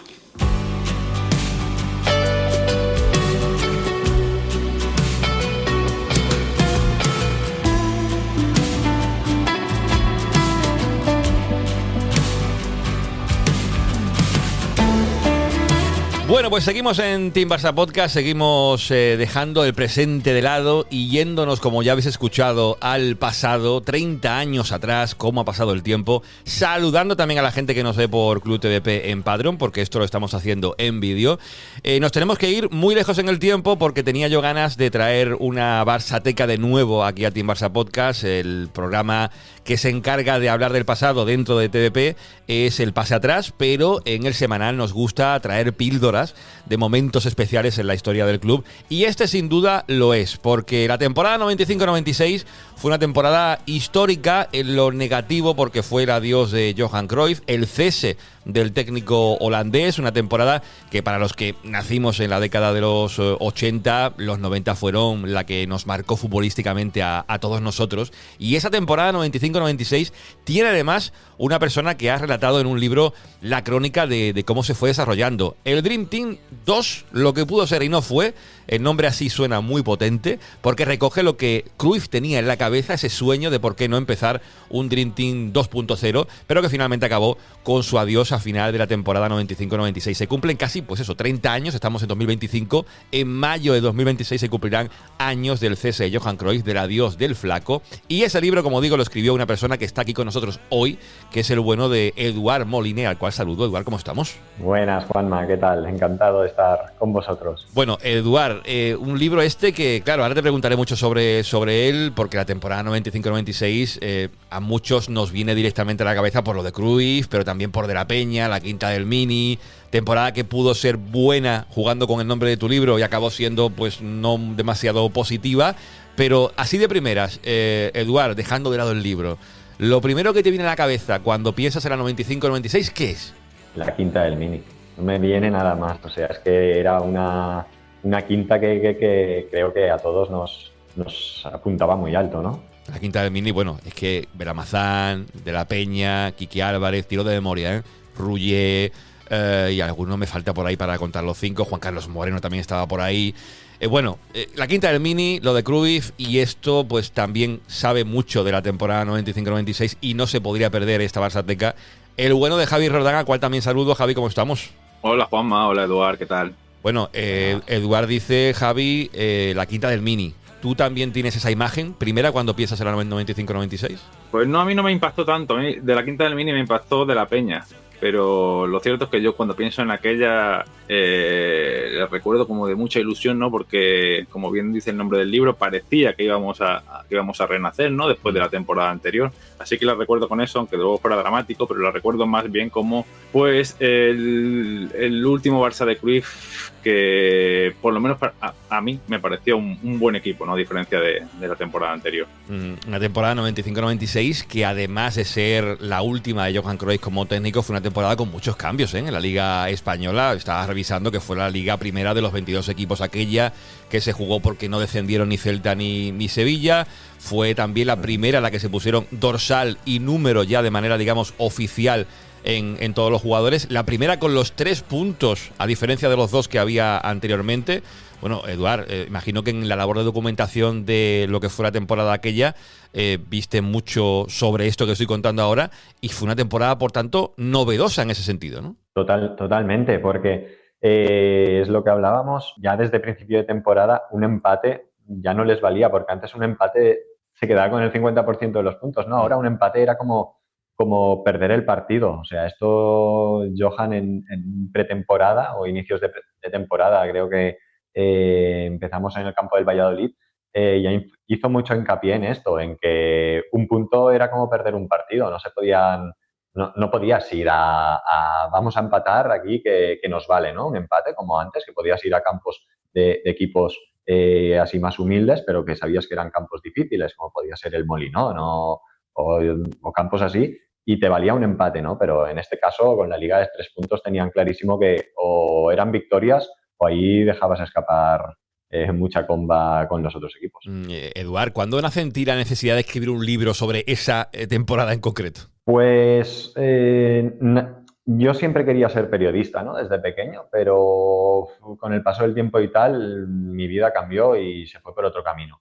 Y siempre quería seguir al Barça, y esa temporada es una temporada que tengo como una temporada fetiche, ¿no? No sé por qué. Es como la primera que recuerdo así 100%, yo pienso. Y me teletransportaba como con una nostalgia, ¿no? Que creo que tenemos todos, ya cuando llegamos a una cierta edad, tenemos unas temporadas o unos años de nuestras vidas que los recuerdas con una nostalgia y dices, ¿por qué no, no? Y en un tiempo así de mucho estrés laboral y tal, me senté y dije, yo hago mucho deporte, pero no puede ser todo deporte, ¿no? Voy a adentrarme aquí a escribir un libro a ver cómo me sale, ¿no? A ver, porque a mí siempre me había gustado. Y esa era la temporada que me marqué como, a ver, tiene que ser esta temporada. Es lo que dice Javi, era una temporada que apuntaba mucho, con muy buenos fichajes para el aficionado, ¿no? Y para el seguidor. Y que, vamos, que tenía que romper con esa mala temporada 94-95 que fue desastrosa. Sí, con la final de Atenas contra el Milan, ese 4-0, salida de jugadores históricos. El caso de Hristo Stoichkov es muy, muy, muy claro, su disputa también, su pelea con Johan Cruyff. Pero ¿por qué lo que pudo ser y no fue? ¿Llegó realmente, Eduard, a existir un proyecto de Dream Team 2 o fue una simple ilusión? Llegó a existir y de hecho en la prensa de aquellos años se hace mucho eco de esto, de que ahí Johan estaba construyendo un nuevo Dream Team. Era lo que, o sea, ellos mismos lo decían, creo que incluso Johan lo decía, que ahí podían hacer otro gran proyecto, ¿no? Y es lo que él tenía en mente, con mucha gente de la casa y con grandes jugadores extranjeros, que si queréis lo dejamos para más adelante, pero creo que Javi sabrá muchos, que tenía para la siguiente temporada también unas incorporaciones que hubiera pasado, ¿no? Si hubiesen llegado esos nombres que barajaba el holandés. Javi, ¿te acuerdas de memoria de los fichajes de la temporada 95-96? Qué pregunta, ¿eh? Lo que no se acuerde Javi. Sí, de hecho, esa rueda de prensa que has colgado antes, que es la de la despedida en mayo del 96 de Johan Cruyff, aparte de lo que ha dicho Núñez ahí, todo lo que ha dicho Núñez ahí es básicamente porque ha perdido. Ahora empieza a decir que no tiene profesionalidad y tal. Si llega a ganar uno de los 3 títulos que tenía a mano, pues no lo hubiera dicho. Pero en esa rueda de prensa también culpa a Cruyff de que quería hacer plantilla nueva tras plantilla nueva cada vez que perdía, ¿no? Y por ejemplo, dice que lo dice así como bueno, pues con ese tonillo que usaba muchas veces Núñez, como diciendo que Cruyff pretendía salvar el equipo con un central francés que no conocía a nadie, y se refería a Laurent Blanc, ¿no? Sí. Que ya lo había fichado antes de cesarlo, y ya sabemos todo el mundo la dimensión de Laurent Blanc, ¿no? Esa temporada, la 95-96, pues llega Figo, grandísimo futbolista, ¿no? Que se hace con el alma del equipo, es el mejor extranjero de esa temporada porque llega Mejo Codro después de golear en la Real Sociedad y no triunfa. Para mí es el punto más débil junto con Busquets, ¿no? Busquets en la portería y Codro en la delantera, que hace 9 goles en Liga. Eso para un delantero del Barça no es nada, ¿no? Llega Popescu, ¿no? Para relevar a Koeman, aunque luego juega de volante, no juega de líbero. Así que esos 3 fichajes fundamentales y después la pena, ¿no? La pena de 2 cracks que no pueden rendir, que son Prosinecki, que llega después de un gran año en el Oviedo, ¿no? Llega libre de contrato del Real Madrid, pues se le había prometido a Núñez y Johan Cruyff quería recuperarlo como mejor centrocampista de Europa, y llega Cuéllar, que era también buenísimo, ¿no? Con el que ya hablamos una vez, Juanma, acuérdate, y ya hablamos de esto, y se lesiona, ¿no? Se lesiona pronto y no pueden triunfar, pero todos los fichajes eran de mucho calibre. Los que no triunfaron fueron Codro, no encajó y quizá no tenía el nivel necesario, y Prosinecki y Cuéllar sobre todo por temas de lesiones, ¿no? Prosinecki también se la pasó entre algodones, y aparte como todavía era época de ser la temporada última en la que los europeos contaban como extranjeros, ¿no? Entonces ahí también había una dura competencia que Hagi y Prosinecki pues tuvieron que partir mucho desde el banquillo, ¿no? Esa temporada Hagi se mantuvo del anterior, Juanma, así que tenía un gran elenco de sobre todo de extranjeros, más la quinta, más la base del Dream Team nacional, con Sergi, con Ferré, con Vaquero, con Nadal. Ese era el equipo que había, pero ya digo, para mí muy flojo en portería y punta de lanza. Mira, ya lo ha mencionado Javi, que bueno que me lo mencione él. Cuéllar, hablamos con él en su momento aquí en Team Barça, y esto decía sobre el vestuario de la 95-96. Con Luis también, con Figo. Es que es un vestuario que yo creo que encajó bien en general, ¿no? Con Xavi, con Sergi, con todo. O sea, fue un vestuario, es verdad que no había tanto extranjero, los que había, bueno, pues yo creo que eran buenos los que vinieron. Gica Popescu, un tío también fantástico. Gica allí después también posterior, y un chaval encantador, un tipo encantador. O sea, un vestuario en el que todo el mundo se llevaba muy bien, la verdad. No es raro decir eso en un equipo de esa envergadura, pero es que es así. No recuerdo un ambiente malo, ni recuerdo situaciones en ese aspecto difícil, ¿no? Gente diferente, diferentes sitios, pero por buen ambiente. Y efectivamente el Pitu, mi compañero de habitación, sí. Pito Abelardo, que también lo escucharemos después seguramente, que también estuvo aquí en Team Barça. Eduard, un vestuario sano, un vestuario con mucha gente joven, con ese sueño que una vez dijo, creo recordar, cuando llegó como entrenador Johan Cruyff, de que tuviera la plantilla un 80% de jugadores de la Masía. En ese año se podría decir que casi fue así, llegó la quinta del Mini, y una pretemporada en ese verano que se empieza a generar ya mucha ilusión, ¿no? En tu libro lo cuentas, las goleadas que se dieron, jugadores teniendo protagonismo, jóvenes en este caso, los nuevos que empiezan a encajar, el mismo Cuéllar también, y ahí llega el trofeo Joan Gamper, se golea al San Lorenzo de Almagro. Ilusión había en ese momento. Había mucha ilusión, muchísima. Porque, a ver, las pretemporadas de antes no eran las de ahora. Para la gente que no haya vivido el fútbol de los 90, ¿no? Como bien sabréis, eran partidos de simple preparación para que el jugador esté cogiendo la forma. Y ya sabíais que igual salíais 13-0, que 8-1, bueno, eran pretemporadas, ¿no? Para preparar al jugador. Pero sí que es cierto que el nivel de los jugadores, y de jugadores como ha comentado Javi, como Prosinecki, que venía a hacer una muy buena temporada, cuaja una pretemporada brutal, porque es una de las piedras angulares de ese proyecto, incluso con buenas participaciones en los torneos veraniegos como el Gamper, o cuando fueron a Florencia a jugar también. O sea, era uno de los destacados que apuntaba maneras, ¿no? Ya lo sabíamos, pero siempre había flojeado. En el Madrid flojeó, ¿no? Lo cedió al Oviedo, ahí cuajó una buena temporada. Y bueno, tenían muchas esperanzas. Con Cuéllar lo mismo, ¿vale? Pero llegó el inicio de pretemporada y empezó a torcerse todo. O sea, en tema lesiones, molestias de Prosinecki que no se iban. Lo que nos ha dicho Javi antes, Cuéllar en la jornada 1 ya se rompe, y se rompe creo que fueron 5 meses o algo así. Era un jugador con lo que apostaba fuerte. Johan aquella temporada. Yo de Prosinecki me acuerdo, y esto es una cosa que es bastante luctuosa, porque recuerdo que Prosinecki hace un buen partido en pretemporada, no sé si fue el Gamper, coincidía con una portada del diario Marca, recuerdo perfectamente porque nunca lo olvidaré, la foto de Fabio Casartelli, el ciclista que murió en el Tour de Francia, y la portada de Marca era la foto de Casartelli en el suelo tirado con la cabeza ensangrentada, cosas que ya no se ven en el mundo de la prensa deportiva, por suerte, y esa portada nunca la olvidaré, y con Prosinecki en pequeño abajo, destacándolo Marca como uno de los nombres destacados de la pretemporada del Barça.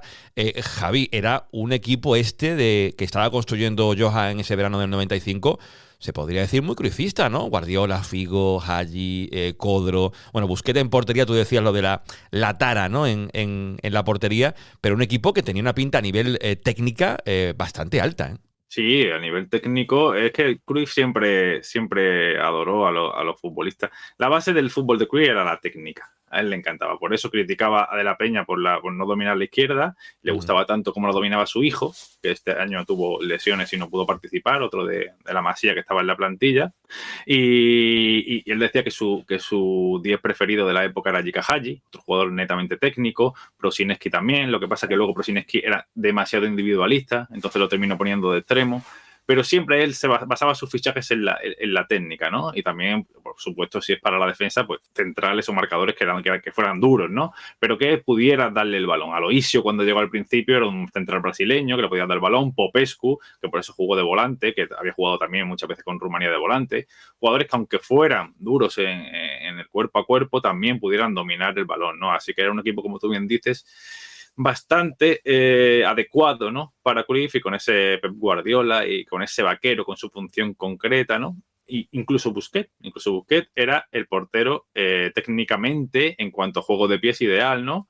Porque desde que cambiase la ley del fuera de juego, de la ley de accesión, perdón, en el año 92, pues ya Cruyff decidió que quizá un portero como Busquets, ¿no? Era adecuado, o de esas cualidades, más adecuado que un Zubizarreta, ¿no? Que al que no le podían dar el balón en el pie, porque, claro, evidentemente la perdía.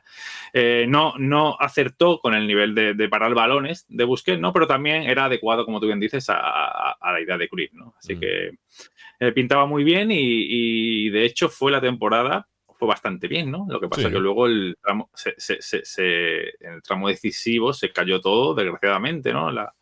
La moneda cayó del lado que no debía, ¿no? Como me dijo Eduard cuando hablé con él sobre el tema de su libro, ¿no?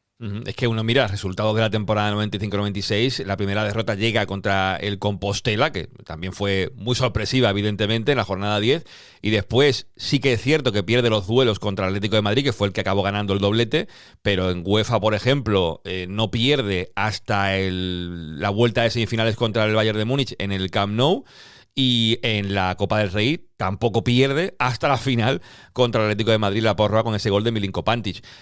A nivel de resultados fue, podríamos decir, buena.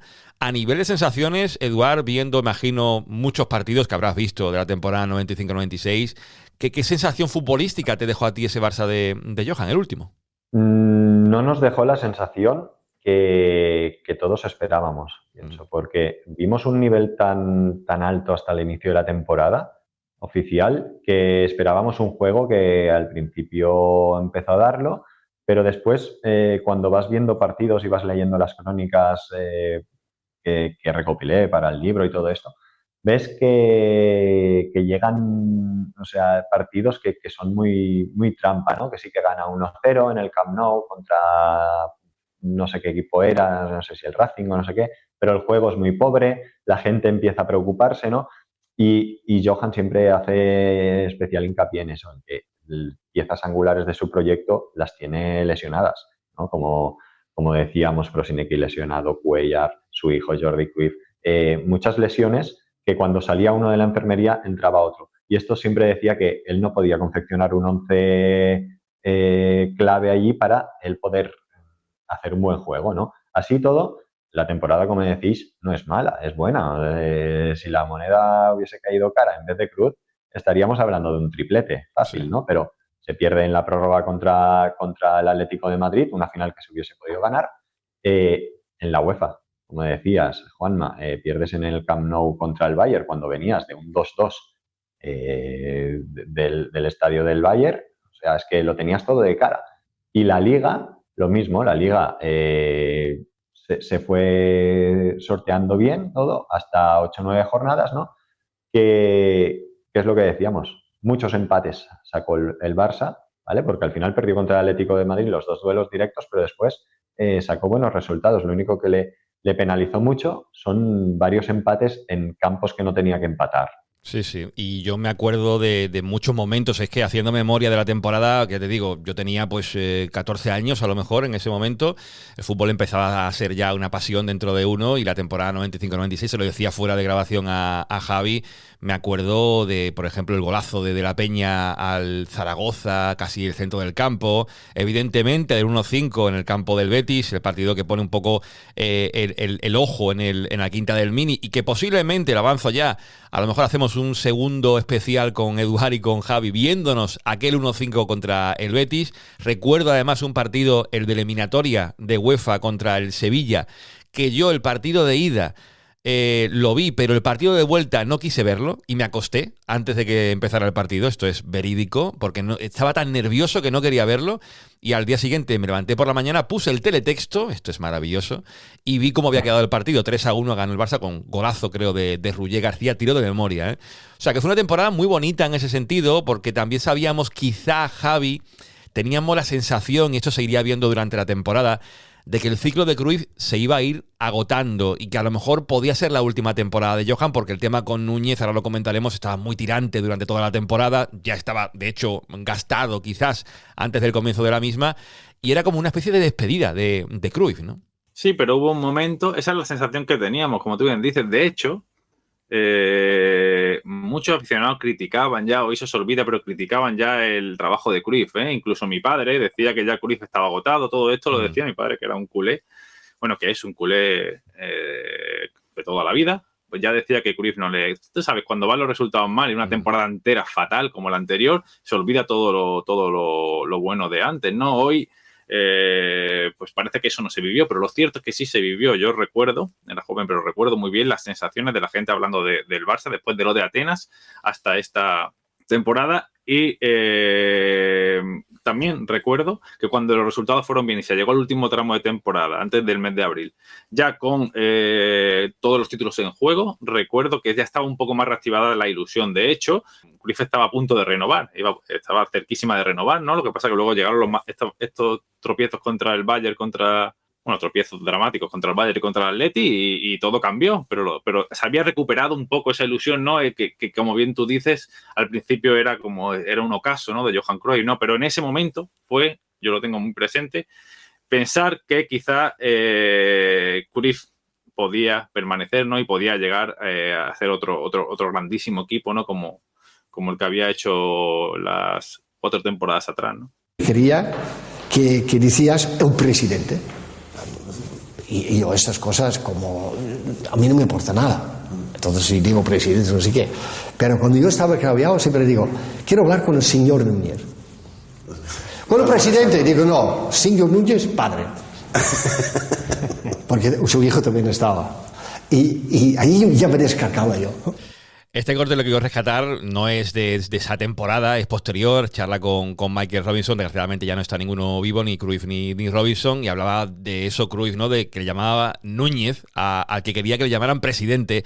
Es que, Eduard, entiendo que la temporada 95-96 es atractiva en el recuerdo de lo futbolístico, pero el choque de trenes, Cruyff, Núñez, esa temporada 95-96 ya es insalvable. Bueno, él lo comenta en esa rueda de prensa, que más que rueda de prensa es un soliloquio de Núñez. Responde, creo, 3 preguntas, pero se pega hablando en la primera respuesta más de 10 minutos, pegándole palos por todas partes a Cruyff, que se insultó a Joan Gaspar cuando se reunieron para decirle que no continuaba, porque le dijo, eso decía Núñez, ¿no? Le dijo traidor o Judas y no le quiso dar la mano a Joan Gaspar. El choque de trenes tenía que acabar como acabó, con un incendio, ¿no? Es espectacular, o sea, el choque de trenes es espectacular durante toda la temporada. Ya venía de años anteriores, sí, ¿no? Sí, Todos sí. sabemos que el ego de ambos era, creo que se lo comenté a Javi cuando me hizo la entrevista, ¿no?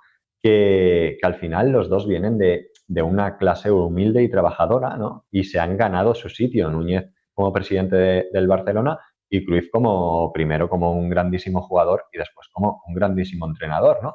Y ambos querían ser los protagonistas de ese Barça, ¿no? De ese Dream Team. ¿Y qué pasaba? Núñez siempre veía que el aficionado alababa más a Johan que a él, ¿no? Y esto era como unos celos continuos que yo creo que a Johan le ponían, y por eso el simple hecho de decir quiero hablar con Núñez, ¿no? Cuando él quería que le llamasen el presidente, ¿no? Y eso pues durante toda la temporada es un toma y daca continuo de declaraciones cruzadas en la prensa, lo que hemos visto en el corte que has puesto al principio de Andorra. Aquello fue un episodio brutal porque venía de estar prácticamente renovado, como nos ha dicho Javi antes, a que se va a Andorra un fin de semana, o no sé si fue un jueves, un viernes, y mete unas declaraciones brutales, Cruyff, contra Núñez. O sea, es que daba mucho juego, ¿no? Una temporada con mucha salsa.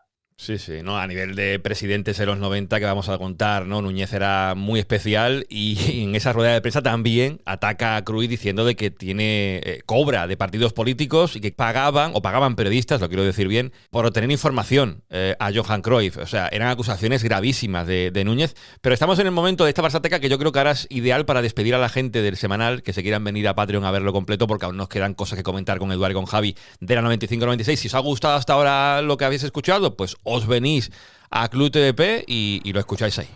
Culé, ¿estás ahí? ¿De verdad? Pues haces bien, porque has llegado al lugar indicado para recuperar la fe en tu equipo, para encontrar a otros como tú.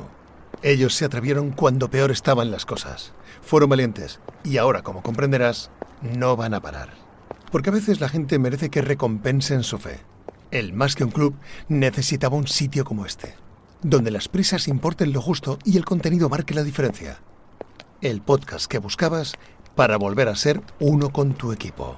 Porque, culé, si eres del Barça, este es tu podcast. Luego no digas que no te besé.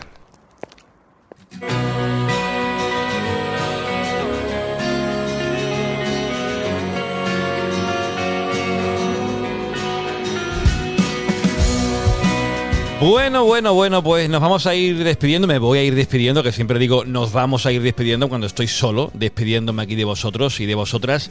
Pues nada, sí, un programa más, otra semana más, el 6x14, vamos acumulando episodios en esa temporada sexta de Team Barça Podcast. Ojalá que sea también la temporada de la sexta del Barça, esa sexta Champions. Va a estar difícil porque hay mucha competencia, equipos a un nivel muy alto, y a ver si somos capaces de igualarlo, porque Bayern, Arsenal, sinceramente, yo veo mucho al Bayern de Múnich y está a un nivel de intensidad, a un nivel de fútbol, de voracidad, como el que tenía el Barça de Flick la pasada temporada. Y yo creo que por ahí pasa un poco la historia, ¿no? Que recuperemos esa verticalidad, recuperemos ese hambre que había la pasada campaña. Falta quizás algún liderazgo más, que no solamente sea el de Rafinha, que haya más jugadores que tiren del carro. No sé, son muchas cosas que seguramente dan para debate largo. En Team Barça a lo mejor abordamos un especial si esto sigue torciéndose, que yo espero de verdad que no, que esto se enderece y que a partir de enero el equipo recupere esa finura, esa chispa, ese mollo, ¿no? Como diría Austin Power, el mojo que ahora mismo pues nos falta para poder ser un equipo respetable y respetado en Europa. Ojalá sea pronto y ojalá lo veamos todos y lo contemos aquí en Team Barça Podcast. Y poco más que deciros, estamos en una semana de Champions, un programa saliendo un miércoles, que no es el día habitual de Team Barça, que siempre es el lunes o el martes. Y yo espero que os haya gustado. Deciros que si queréis, como dije antes, un poco más de contenido, si os habéis quedado con ganas de más de lo que se ha dicho en la Barsateca con Eduard y con Javi, lo tenéis completo. Y además, de hecho, estaba mirándolo ahora, pues es bastante más de lo que hablamos en abierto. Yo pensaba que sería mitad y mitad, pero estaba comparando los tiempos y han sido 24-25 minutos aquí y lo que hay acumulado es casi una hora en Club TVP, hablando de esa temporada 95-96, que a los que sois ya de una determinada edad seguro que algún recuerdo tenéis de cómo la vivisteis. Los que rozáis, bueno, los que estamos ya metidos en la cuarentena, seguro que vivisteis la temporada aquella con intensidad, como lo hice yo con 14 años. Así que nada, si queréis más contenido, en Club TVP tenéis todo. La oferta para el Black Friday sigue en pie, por si queréis apoyarnos económicamente. La verdad que ahora mismo yo estoy muy contento por cómo funciona Club TVP, la comunidad que ahí se ha armado. Y una cosa que pensaba antes de empezar el podcast, este 6x14, de cómo yo veo la actualidad y cómo la afronto y cómo la gestiono del Barça, evidentemente. Ya no tuiteo, veo Twitter por encima, no entro a comentar historias en redes sociales. Todo lo que tenga que decir, todo lo que tenga que contar, todo lo que piense y sienta, mi única plataforma es esta. Son estos micrófonos, donde más cómodo me siento, donde puedo expresarme como soy y como ya me conocéis, y además, sobre todo, porque se hace más ameno compartirlo con gente como Tony, como Raúl y el resto del equipo de Team Barça Podcast, que hace que este proyecto pues esté muy vivo y que ahora mismo marche independiente y a contracorriente casi de todo lo demás, lo cual me encanta, porque tenemos lo que habéis escuchado de la Barçateca, y este sábado se cumplen 126 años de historia del Barça y habrá un pase atrás, capítulo 2 de la historia del Barça, el Barça en el periodo entre guerras, que de verdad se está haciendo ya, cociendo, y está quedando increíble. Así que si queréis, veniros a teambarça.com/Patreon. Si no, nos vemos en el siguiente contenido en abierto. Ya sabéis, pasadlo bien. Y no seáis malos.